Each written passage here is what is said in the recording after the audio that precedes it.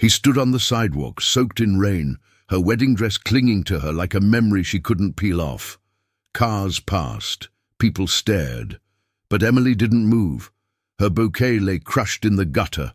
Mascara streaked down her cheeks. Then, a black car stopped. The window rolled down. A voice, low and unfamiliar, asked softly, "Are you okay?" She didn't answer. Because how do you explain that kind of silence? Emily Carter had always believed in quiet love, the kind built in kitchens and libraries, over coffee mugs and whispered dreams. She and Ryan had been together since high school. They didn't have much, but they had history. 7 years of shared hopes, saving every penny for a simple wedding. Her mother, a janitor, had pressed the veil herself. It was supposed to be the beginning of everything. But when the ceremony time came, Ryan didn't. No call, no text, no explanation. Emily waited in the back room of the church until the silence was louder than the organ. What do you do when the person who promised to never leave vanishes without a word?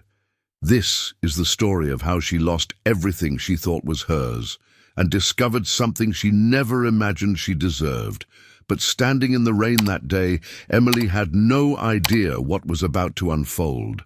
Emily Carter grew up in a town where dreams were small and work was hard. Her mother, June, cleaned houses 6 days a week to raise her daughter alone. Emily remembered falling asleep on the couch, waiting for her to come home. Her uniform smelling like lemon and floor wax, her hands rough but always warm. They didn't have much, but they had each other.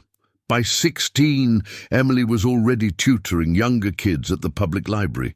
She loved the way children lit up when they understood something for the first time. Teaching wasn't just a job she wanted, it was who she was. That's how she met Ryan Wallace at a volunteer event in senior year. He was funny, clumsy, kind in the way that made her feel seen. They started dating right after graduation. He didn't have a big future planned, worked at a computer repair shop, but he made her laugh. And for a girl raised on sacrifices, laughter felt like luxury. Over the years, they built a life together out of little things. A 1-bedroom apartment with second-hand furniture, movie nights with microwaved popcorn, Sunday walks with no destination. They talked about saving up for a wedding, maybe even a tiny house someday. And so they did, slowly. Every extra dollar went into a jar labeled forever. But in the final months before the wedding, something shifted. Ryan was distracted, moody. He blamed stress, money, work. He'd come home late without calling, shrug off her questions with a forced smile. Emily noticed. Of course she did. But when you love someone that long, you cling to the version of them you fell for. You believe what you need to believe. The night before the wedding, he held her hands and kissed her forehead. "Tomorrow's gonna be perfect," he whispered. "You'll see." Now, sitting in the church's tiny back room, the dress her mother couldn't afford fluttering around her knees, Emily watched the clock. 4:15 p.m. The ceremony was set for 4. She paced, checked her phone. Nothing. No texts, no missed calls. She looked at her best friend, Sarah, who'd been trying to keep it together. "He's probably stuck in traffic," Sarah offered too quickly, but Emily saw it in her eyes. That's when the dread sank in. That was the moment things began to fall apart. The church smelled of lilies and candle wax. Outside, a soft drizzle had started, turning the sky a pale grey. Emily sat perfectly still, her fingers clenched around the small bouquet she had arranged herself the night before. Her dress, ivory lace, fitted to her waist, wasn't designer, but it was hers. Every stitch carried the memory of sacrifice, extra tutoring hours, cancelled dinners, her mum's overtime shifts. They had done this together, her and Ryan, 7 years, 2 jobs, 1 dream. She glanced at the door again. 4:25. Her breath was shaky now. Maybe he had car trouble. Sarah tried again, forcing a smile that didn't reach her eyes. "Let me check outside." Emily nodded barely. Her heart was thudding in that strange rhythm between hope and panic. 5 more minutes passed. 10. Then the door opened, but it wasn't Sarah. It was Pastor Mitchell. His face, normally so kind and calm, looked like paper about to tear. "Emily," he said softly. "Ryan's mother just called. He's not coming." The words hit her like cold water. "What?" He called her. Said he couldn't go through with it. "He's gone." She blinked. No, that wasn't right. People don't just vanish on their wedding day. Not after everything. Not after 7 years and whispered promises and dreams with names. I don't understand," Emily stammered. "He didn't give a reason," the pastor added. "He just said he was sorry." The bouquet slipped from her hands and hit the wooden floor with a dull thud. Outside, the guests were murmuring. Chairs creaked. Someone sneezed. Somewhere, a child laughed, unaware. Emily stood slowly, her breath coming in ragged waves. "I have to leave," she said. "Emily, wait!" the pastor called, reaching out, but she was already walking, no, running, through the back hallway, out into the rain. Her veil caught on a bush, tearing slightly. She didn't care. The water soaked her hair, her shoulders, the hem of her dress. Strangers watched as she passed, their eyes full of pity she couldn't bear. She walked for blocks, not even feeling the cold. This wasn't real. It couldn't be real. She ended up at the small community park near the swings where Ryan had first kissed her on a windy afternoon in fall. She sat on the bench, her dress puddled around her, shivering, trying to understand how love could leave so quietly. Her phone buzzed once, a message. Her hands trembled as she opened it. "I'm sorry, Emily. I'm not the man you think I am. Please don't look for me. I've left town. I hope one day you understand." No explanation. No goodbye. Just a cold line through the heart of everything they'd built.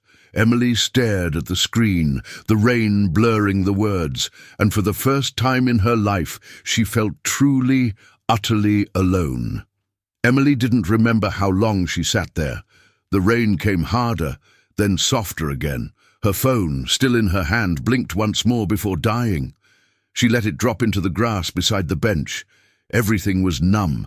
The church, her mother's face, the altar, Ryan's words, cold, typed, final. She thought of calling someone, her mom, Sarah, but the thought of speaking felt impossible. What would she even say? That she'd been left like a half-finished sentence. A child passed by holding a red balloon. The mother tugged him away gently, whispering something as she glanced toward Emily. The pity in her eyes landed like another cut. She got up eventually, her legs stiff, her skin cold, her shoes soaked. Her fingers brushed the lace of the dress, and she almost laughed. This wasn't a wedding dress anymore. It was a costume, a joke. Emily began to walk. She didn't know where. Not home. Not yet. That apartment had their photos on the wall, their mugs in the cupboard, a dresser drawer filled with Ryan's T-shirts. Just thinking about opening that door made her stomach turn. She wandered toward the edge of town, past shuttered shops and quiet diners. Her reflection caught in a dark window, white dress, messy hair, mascara streaks, and for a second she didn't recognize herself. At an intersection, she paused under a flickering streetlight. A black car approached. Sleek, quiet, too clean for this neighborhood.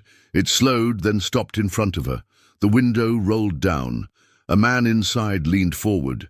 Early 40s, sharp suit, eyes like weathered glass.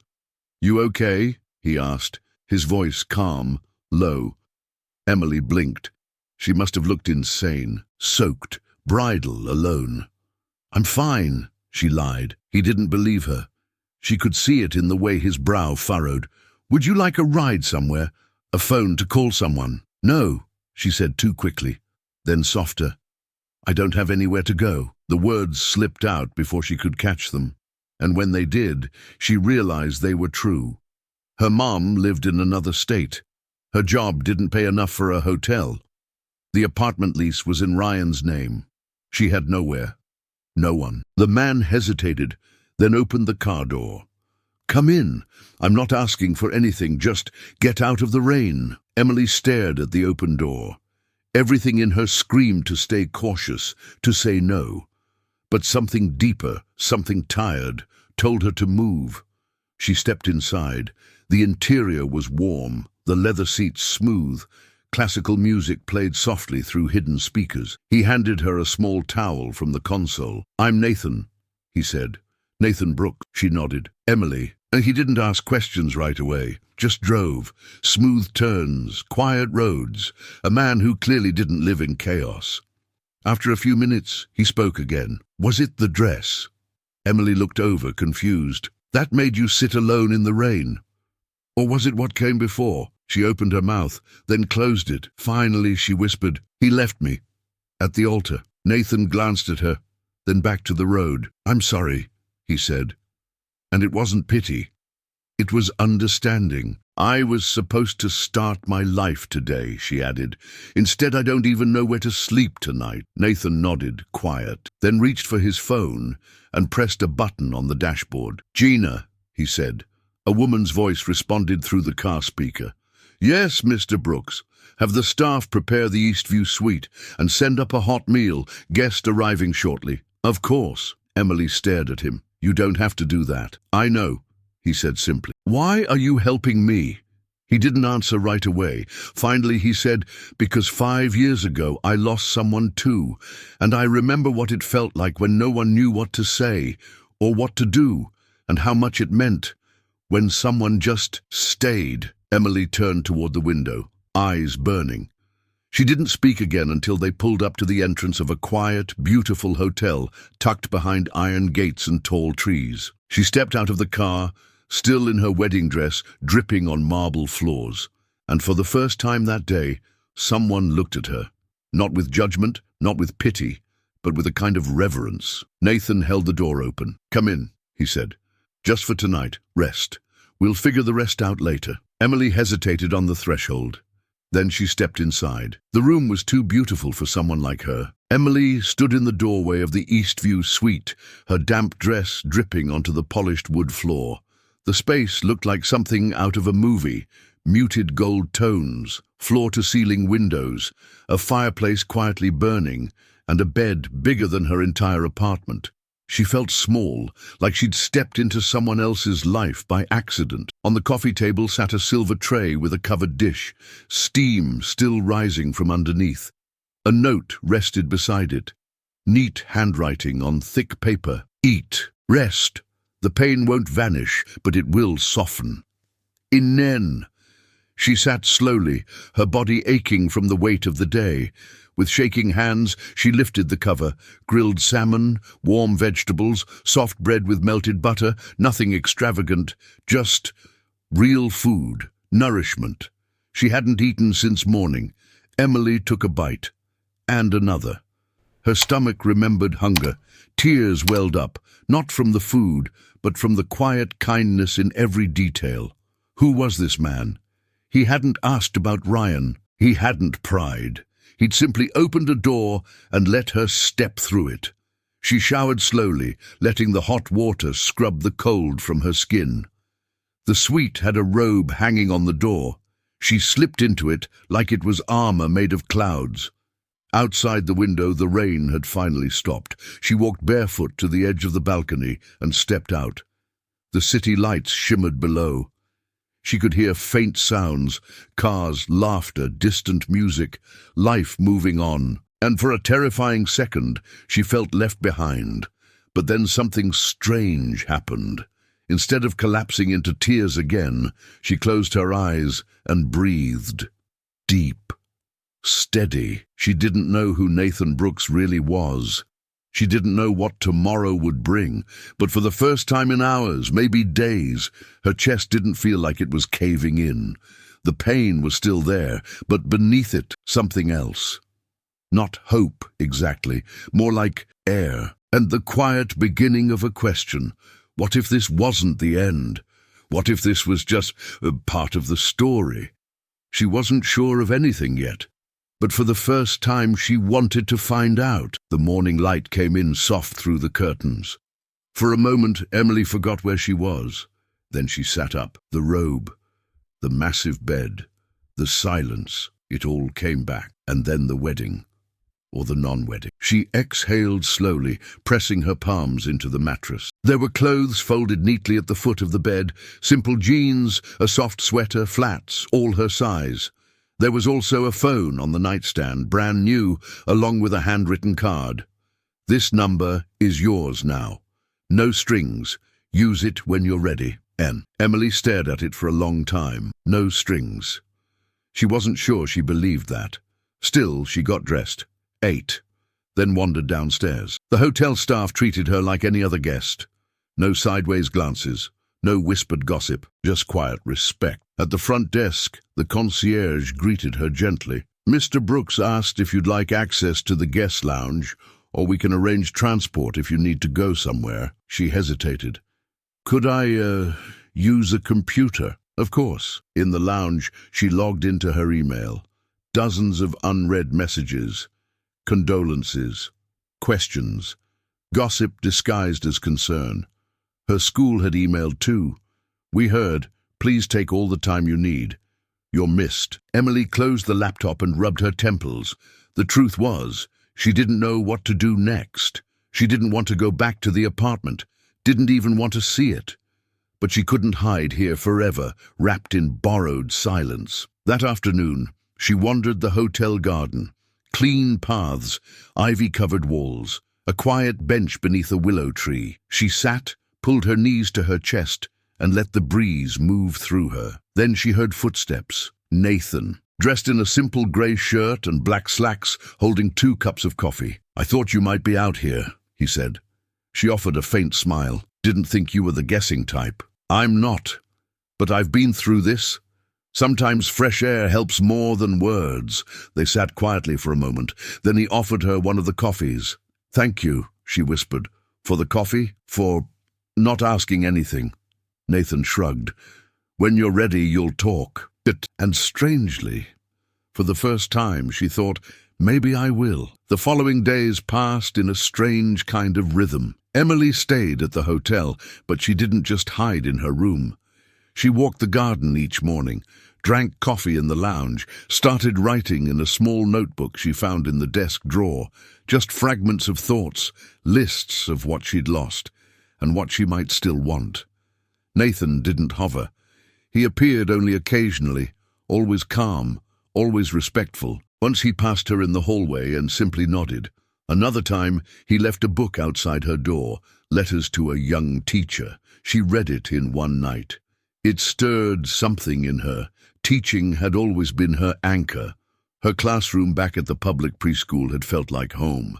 But now, that job felt like a door that had quietly shut. Still, she missed it. The mess, the laughter, the little triumphs no one else noticed. One afternoon, Nathan invited her to lunch in a quiet room near the library. Just the two of them. Casual, no pressure. "I wanted to ask you something," he said after they'd eaten. She tensed. "I'm renovating a property in Southbridge.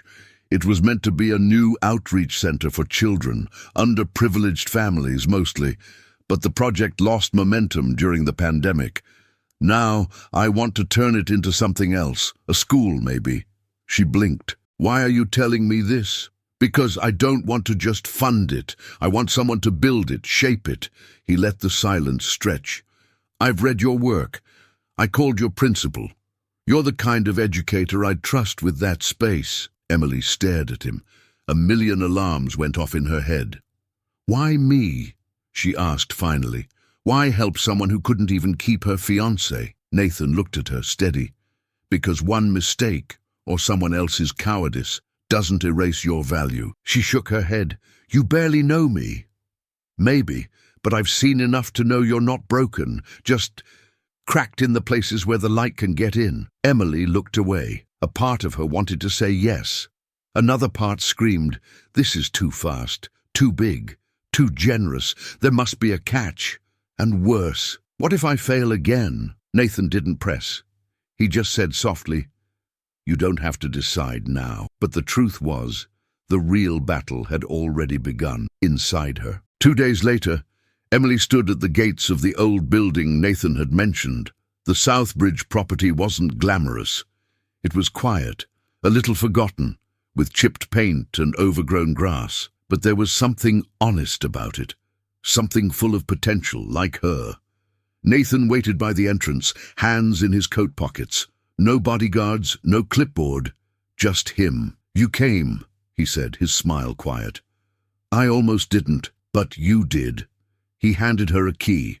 "Just one." Emily hesitated. "I'm not saying yes, I'm just looking." "That's enough for now." They walked the halls together. Cracked tiles, rusted lockers, a gym that echoed every step. But through the decay, Emily began to see shadows of something else. Story time in that empty room. Tiny desks lined with paint-splattered drawings, laughter bouncing off the walls. "I don't know how to build a school," she said finally. Nathan nodded. "Then let's figure it out together." She laughed. Small, unexpected. "You make it sound easy." "I make it sound possible." For the first time, she allowed herself to believe it might be. That night, back in her room at the hotel, Emily opened her notebook. This time, she didn't make a list of losses. She wrote, "What kind of school do I wish I had as a kid, where no one feels invisible, where teachers don't just teach, they listen." She kept writing until her hand ached. When morning came, she made a decision. She didn't knock on Nathan's office door. She just walked in, holding the notebook like a torch. "I want to try." Nathan looked up. "Are you sure?" "No," she admitted, "but I'm tired of waiting to feel ready. I'm tired of defining myself by what fell apart." He stood. "Then let's begin." She smiled. "One condition." "Of course. I want full say in the program, the culture, the staff. I don't want to be your project." "You were never a project, Emily," he said gently. "You're the vision." They shook hands. And in that moment, dressed in jeans and sneakers, no veil, no altar, no music, Emily Carter said yes. Not to a man, but to herself, to her voice, to a life that would never again wait for permission to begin. Later that evening, she stepped out into the hotel garden, passing the same bench where she first spoke to Nathan. She sat down, exhaled, and looked up at the sky. It wasn't raining. It was clear. And in the silence, she felt something shift. She didn't feel abandoned anymore. She felt chosen. The school opened 7 months later. It wasn't perfect. Some days were messy, loud, chaotic, but the rooms were full of light, of energy, of kids who finally felt seen. They called it the Haven. Emily chose the name herself. It was more than a school. It was a promise that even in the middle of loss, something could grow, that beginnings didn't need to be grand to be meaningful. They just needed to be real. Parents hugged her at pickup, kids ran into her arms, and every day she taught not just letters and numbers, but how to fall and rise again. One afternoon, while cleaning up finger paint from a table, a little boy asked her, "Miss Carter, are you married?" She smiled. "Not yet." "Why not?" She paused, wiped her hands, and knelt beside him. "Because I had to learn who I was first," she said, "so I'd know what kind of love to look for." He thought about that. "Smart," he said. She laughed. Emily still didn't know exactly what would happen between her and Nathan. They spoke often, worked side by side, sometimes shared dinner after long days. But she didn't need answers right now. For the first time in her life, she wasn't waiting at an altar. She was building one day by day inside herself, and if love came again, it would find her stronger. Whole, not because someone had saved her, but because she had chosen to save herself. Maybe you've been left behind too. Maybe someone walked away without warning, and you were left standing in the middle of a storm you never asked for. But look at you. You're still here. Sometimes the most powerful thing you can do is simply not give up on yourself. Tell me, have you ever had to start over from zero? Share your story in the comments. It might be the exact thing someone else needs to read tonight. And if this story touched something inside you, leave a like. It helps more than you think. And if you believe that healing is possible even after everything, subscribe to the channel, because we still have so many stories to tell. Stories about scars that became maps, about people who broke and still found a way to stand. Like Emily, like you,